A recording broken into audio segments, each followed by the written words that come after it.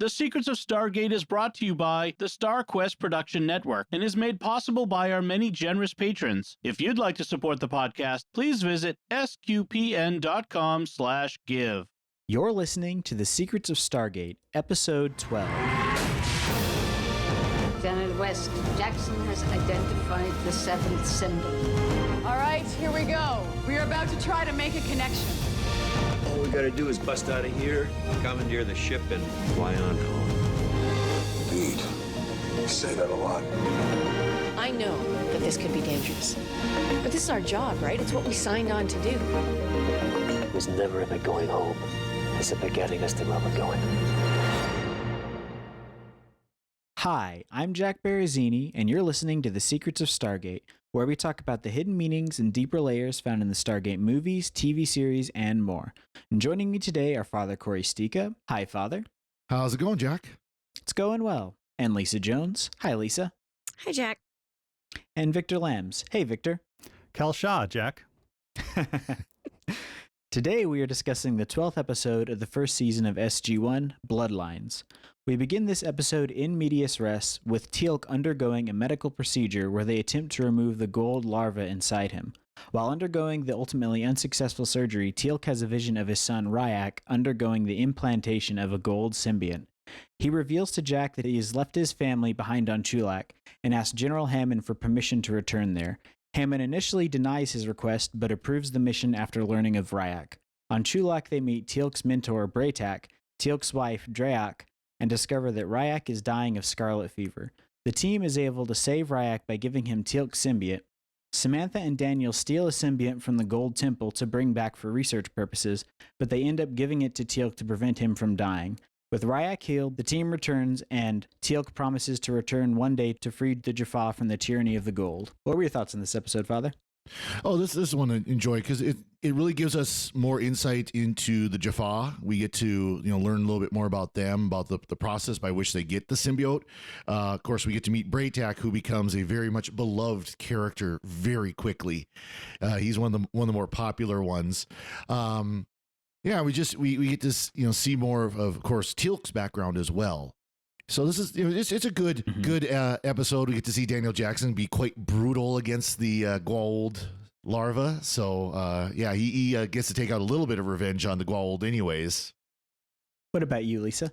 I agree with everything Father Cory said, but I also think this is really the episode for me that Christopher Judge really just sealed.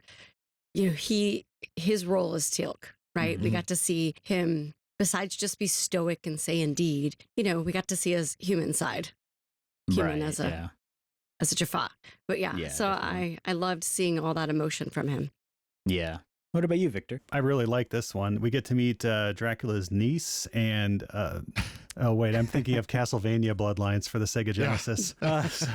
No, but in terms of Stargate SG-1 episode Bloodlines, I really like this one as too. I mean, Braytak is one of the iconic characters of the show, and his introduction establishes who he will be, throughout the next 8 seasons or so, and 8-9 seasons, and it's always a treat to see him when he appears, and this is an excellent show. We learn a lot about the Jaffa and their customs, their sense of humor too. So definitely one of my favorites. Mm-hmm. Yeah, I really liked it too. So I think we're all in agreement on that. I like you were saying, Lisa, I really like how this deepens Teal'c's character, gives us a lot more insight into his motivations and his psychology behind why he's doing what he's doing. And I like that you really see him be more than just the stoic muscle of the team. Right. And I like how, so when we meet his wife, it isn't really a happy reunion. She's mad at him for basically just ditching them. And I liked how they played that. Like, because in reality, if you were stuck in her situation, you'd probably be pretty mad too. Well, not just ditch them, but put them in the situation where they lost everything, because they had this house that, I mean, it doesn't look like it was the most luxurious house in the world, but it was their house, and now it's a fixer-upper. Yeah, now it's a terror downer. There's nothing left to fix up, but they lost everything, and they were outcasts, and she was trying to at least not pass that outcast status on to their son, right? By convincing the priest to do the ceremony to implant the larva. Mm-hmm. So you can understand why she'd be upset why Teal'c would suddenly show up and fight it off.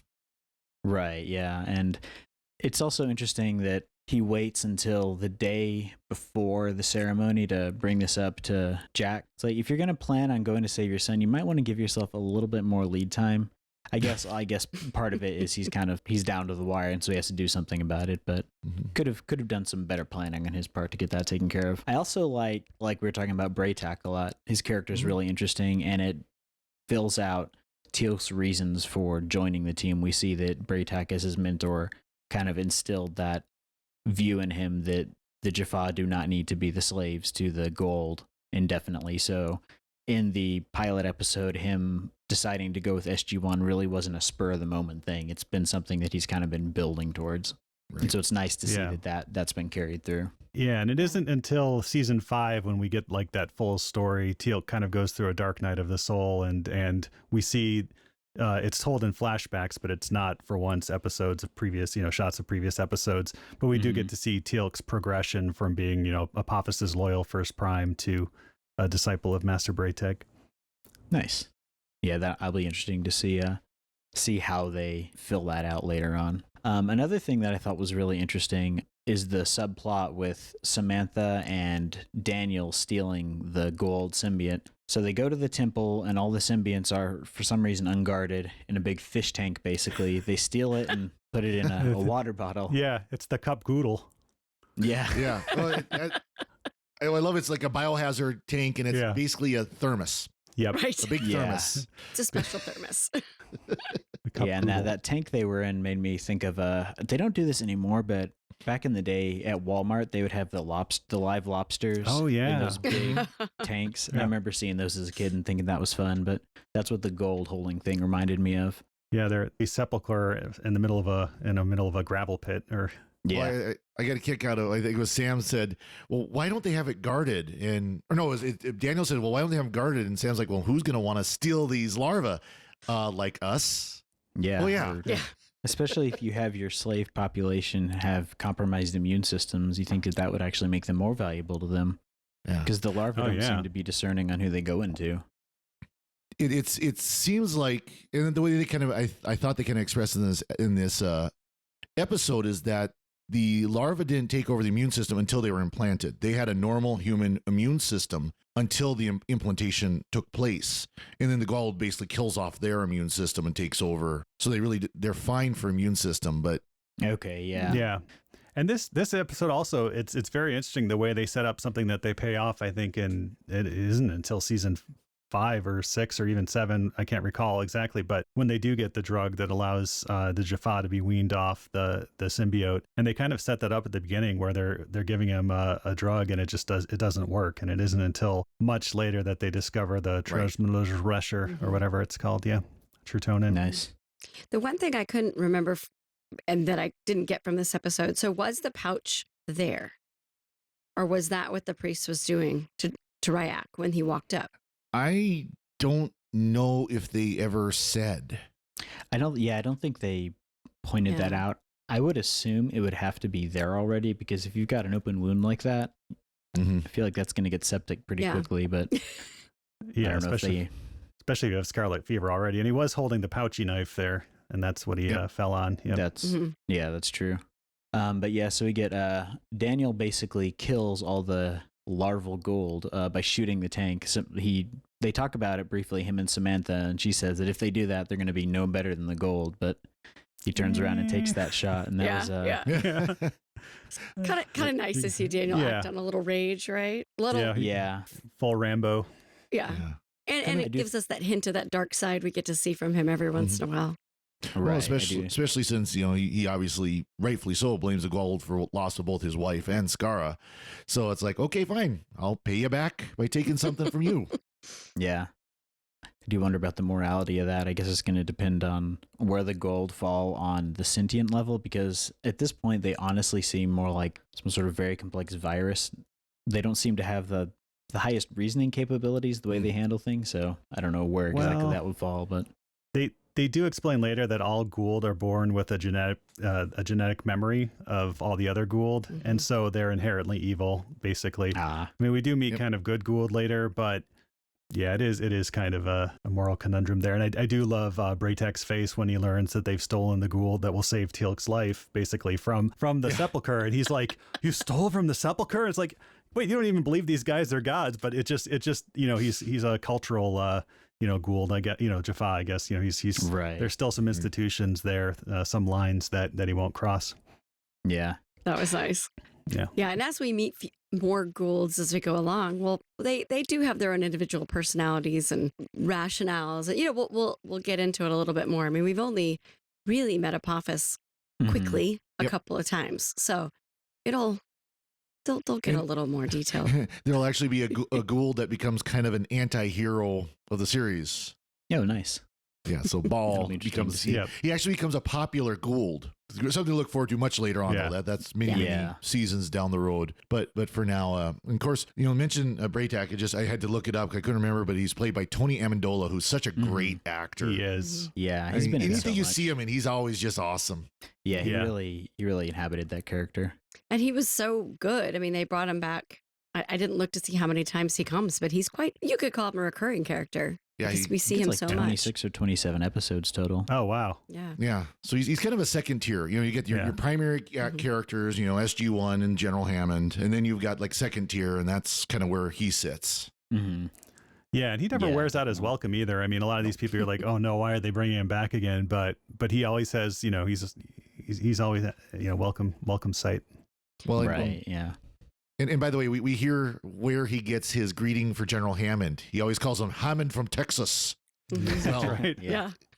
Well, Jack says, I've got a boss. It's General Hammond. He's bald and from very bald. Yeah. And very from Texas. Yeah. Speaking of Hammond, I just love his attitude towards things where they pitched this. So at the beginning of the episode, they pitched this idea, hey, let's go back to Teal'c and he doesn't know the reason yet. Mm-hmm. And then Teal'c is going to attempt to do it just on his own, go AWOL and jump through the gate.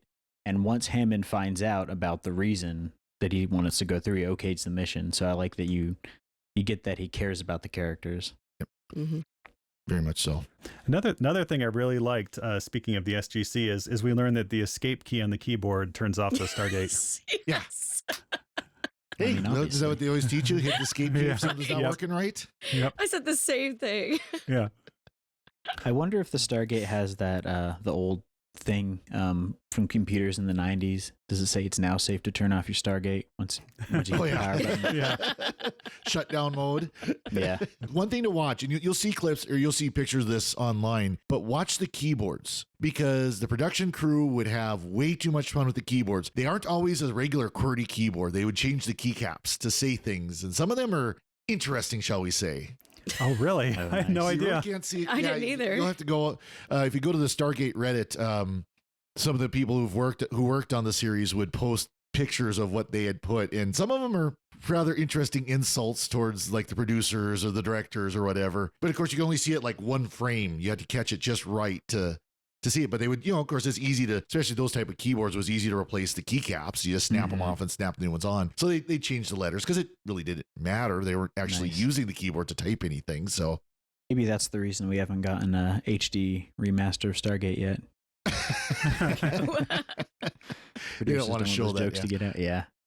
Because I know that happened a lot in a lot of other shows in the 90s because you can't really see the text on a lot of screens. Like, they do that on Next Generation a lot. And with the remastered versions of a lot of those shows, they've actually had to go in and post and change all the jokes on the board so you're not reading them as you watch them in the show.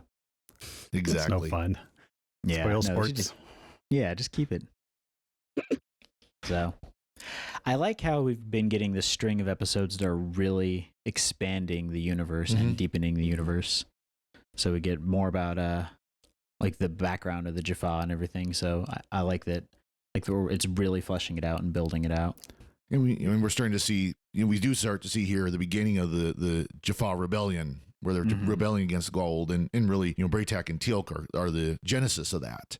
Yeah. Right. And so, but like you said, it is kind of fleshing it out. It's growing out. These aren't the silly episodes like Emancipation or something like that, where they're just standalone filler episodes. These are episodes that are actually moving the storyline along. We're getting closer to the end of the season. So now they need to start thinking about how are we going to end this season? Right, and hook people in for the next one.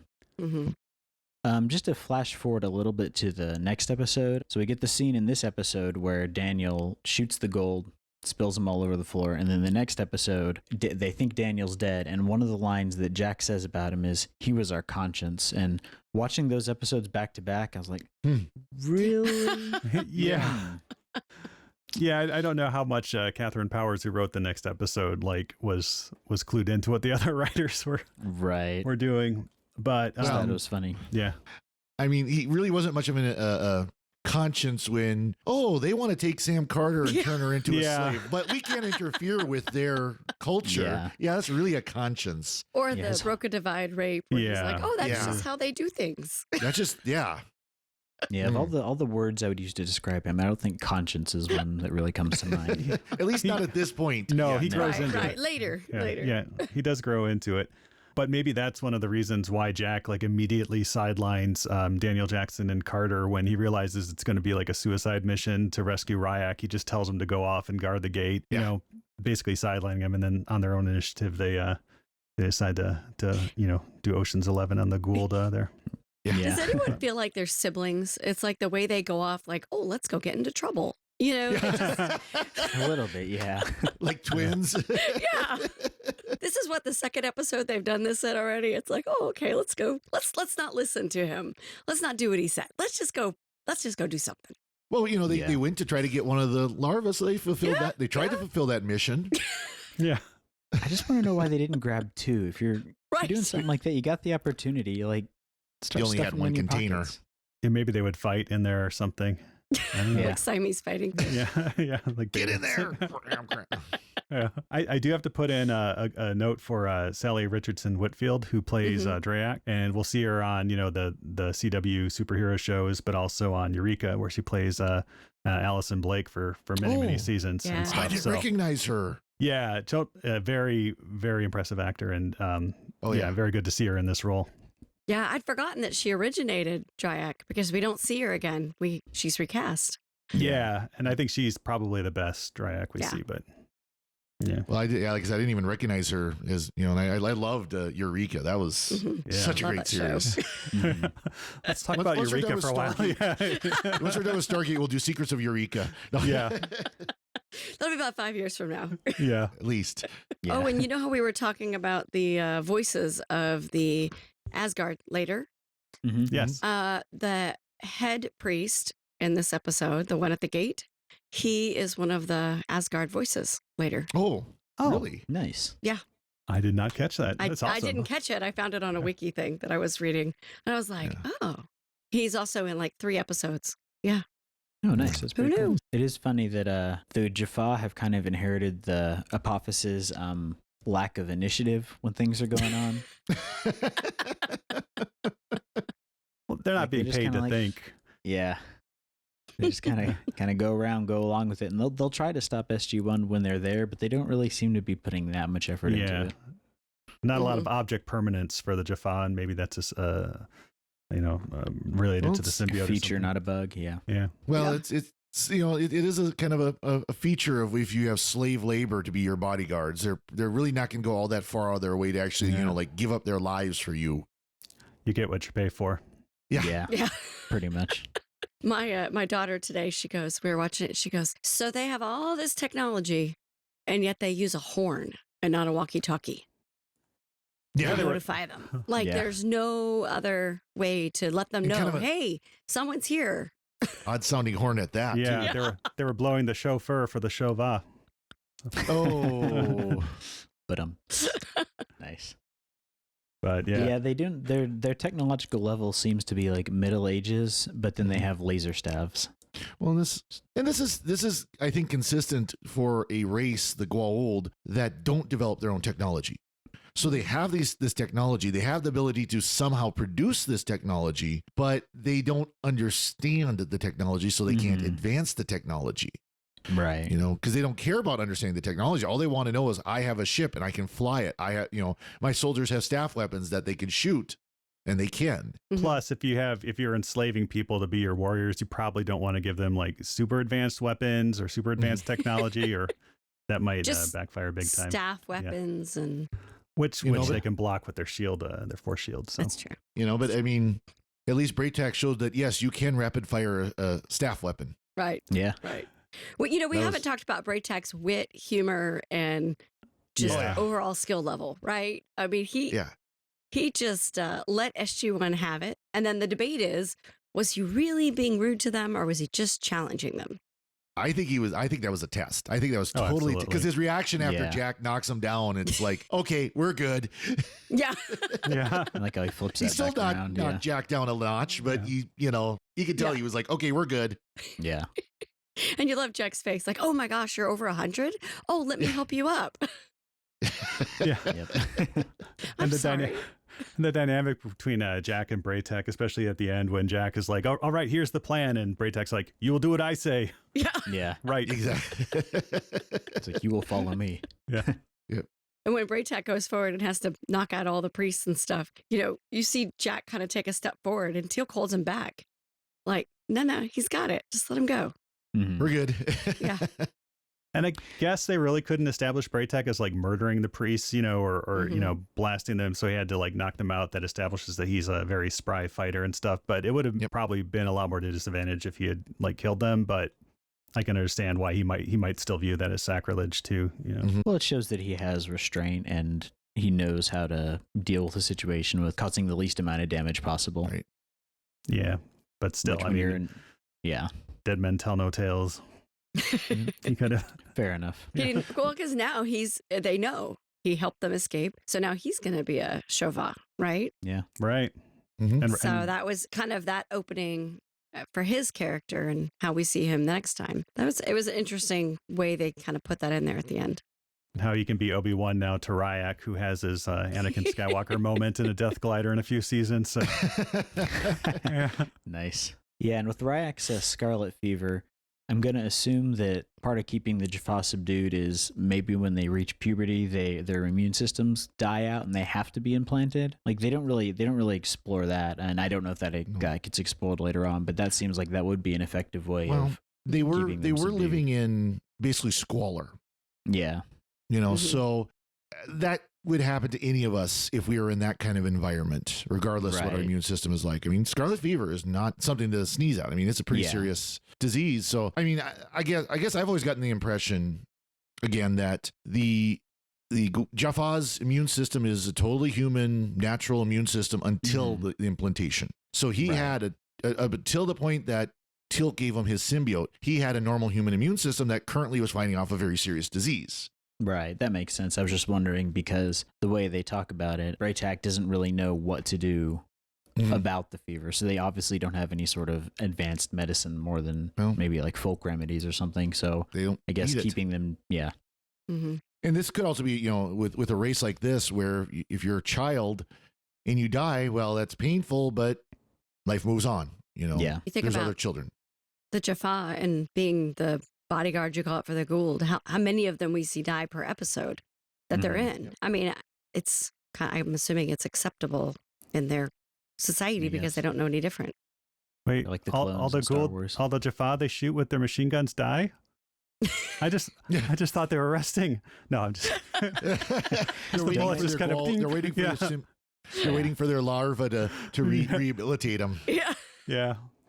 We can go off on a tangent about stormtroopers in the sequel trilogy of Star Wars here, but you don't humanize the cannon fodder and then continue to use them as cannon fodder. Yeah, exactly. Right. Speaking of humanizing moments, I do like when Teal'c is introducing SG-1 or the rest of SG-1 to Master Braytac, and he calls them, 3 warriors of great skill and cunning. And Sam is like honestly flattered and like, oh, Teal'c, like it's so sweet. Yeah. Thanks. I never knew you thought that way about me. Well, I had to laugh because she was actually kind of offended about being sent off. It's like, but we're warriors of skill and cunning. It's like, defending your area of retreat is very much an element of skill and cunning for a warrior. Right. They just got FOMO, I guess. Yeah. Yeah, exactly. That's okay. They made their own fun. Yep. In a very dark way, but yes. Right. Exactly. I just feel bad for whoever has to go clean up all the symbionts just lying on the floor. It's not got to be fun. Well, maybe there's some wildlife that take care of that. Some bird that'll swoop down and eat one. Yeah. You know what about the wildlife area? I know that everything's filmed there up near Vancouver, Pacific Northwest and all that stuff. But I really thought that the trees and the plants, they did a really good job. It all looked so nice. Mm-hmm. Not the gravel pit they were filming, but the rest of it. I was like, is this really still Vancouver area? Because it looks different and nice today. I don't know. Maybe because it wasn't rainy. It's a different, it's a different location of that area. I seem to recall it looked like a lot of it was the same. Well, the gate itself, I think, is the same they filmed for Children of the Gods. Mm. The same gate area. I know for a fact that and gravel pit is the same behind, in front of the gate. There was that cliff. I'm pretty sure that's the same gravel pit they used for the First Commandment too. At least it looked very familiar. Oh, and going through the gate, it was weird. Not only are they like dressed up in undercover costumes, which they really don't ever do, but they went through without a moup, which I thought was pretty gutsy. They just dialed the gate. And they know Teal'c's there and stuff, but they don't know if, there's a big wall on the other side or anything. They just kind of dive through. Well, they're trying to go undercover. That might blow their cover if this human Melp. I don't think the Gwalwold have Melps that they could disguise it as. Can you stick like a selfie stick through there and just, get a look around first? No, because they could throw a cell phone through or something, but if it wouldn't actually like go through the gate until the whole like connected, whole stick went through. Yeah. It's true. Otherwise, gate travel would be very messy. Yeah. Yeah. We could do something though. To like make sure. But yeah, they could very easily do some kind of remote thing. But again, this is something they knew that the atmosphere and everything was fine for them. It was just they're going undercover. They knew there were going to be guards because there weren't before, but now all of a sudden they've decided, these human beings can actually show up and like shoot the place up. We need to make sure we actually have guards now. Yeah, I like how Teal'c just takes it in stride and deals with the situation. Mm-hmm. The one little flaw there with them dressed up as high priests with the little hoods and everything, right? The women, you never see the women as the priests. The women are always dressed as priestesses with like barely any clothes on, right? So then you've got Carter dressed in the cloak. And I'm like, again, no one was like, but that's a woman, Yeah, maybe we just haven't seen any women priestesses that were dressed like that. True.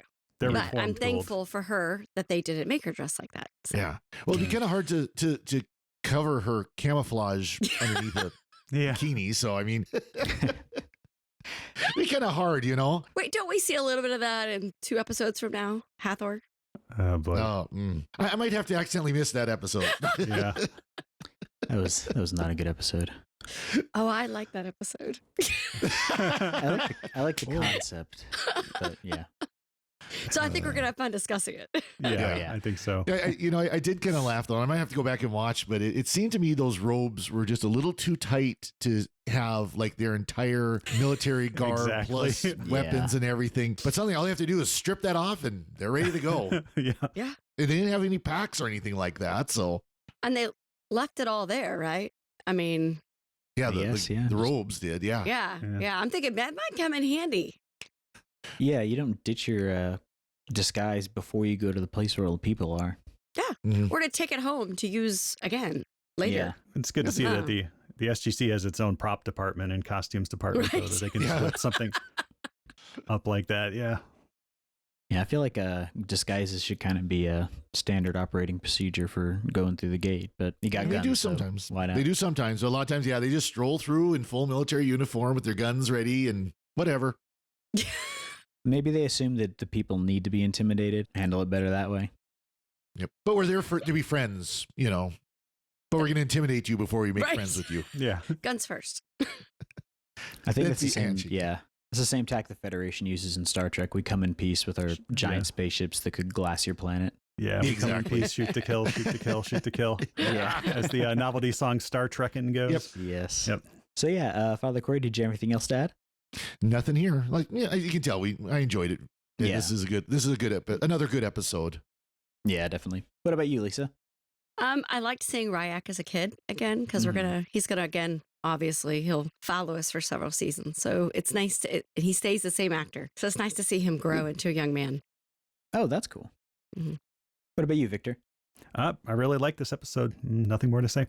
Awesome. Well, before we go, we'd like to take a moment to thank our patrons who make it possible for us to create the Secrets of Stargate, including Alan R., Oliver A., Brent B., Bob M., and Anthony V. Their generous donations at sqpn.com/give make it possible for us to continue the Secrets of Stargate and all the shows at StarQuest. You can join them by visiting sqpn.com/give. Be sure to follow the show on Apple Podcasts, Google Play, Stitcher, TuneIn, Spotify, iHeartRadio, or on the SQPN YouTube channel. To find previous episodes of Secrets of Stargate and to send feedback, please visit sqpn.com/Stargate. You can email us at stargate@sqpn.com or follow StarQuest on social media at facebook.com/StarQuestMedia or on Twitter at SQPN. You can also join the StarQuest Fan Club mailing list by texting StarQuest to 66866. Send StarQuest to 66866. We'll be back next time when we'll be discussing the next episode of SG-1, Fire and Water. Until then, Father Cory, thank you for joining me and sharing the secrets of Stargate. Well, thank you, Jack. And Lisa Jones, thank you as well. Thanks, Jack. And Victor Lambs, thank you too. Hey, who you calling a hassock? Thanks, Jack. And once again, I'm Jack Barazzini. Thank you for listening to the Secrets of Stargate on StarQuest. Anyway, I'm sorry, but that just happens to be how I feel about it. What do you think?